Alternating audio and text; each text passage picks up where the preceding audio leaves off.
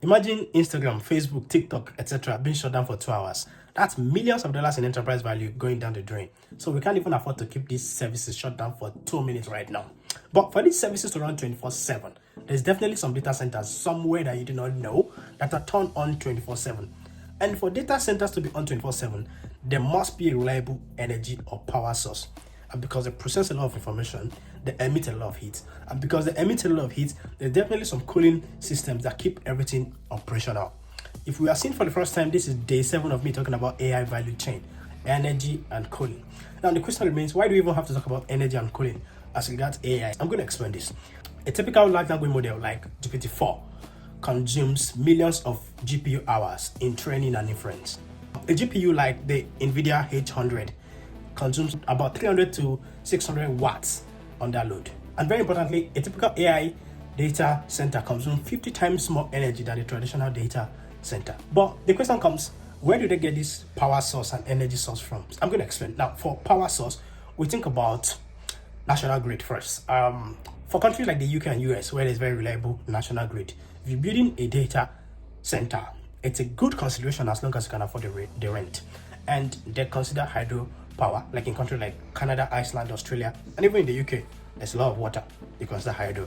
Then there's nuclear power. I don't know about the economics of that one.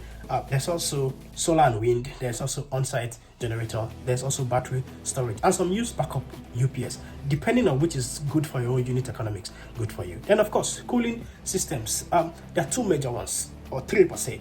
There is air cooling, which is a popular one, but for this current AI workload, a lot of people are considering liquid cooling, and there's also immersion cooling too.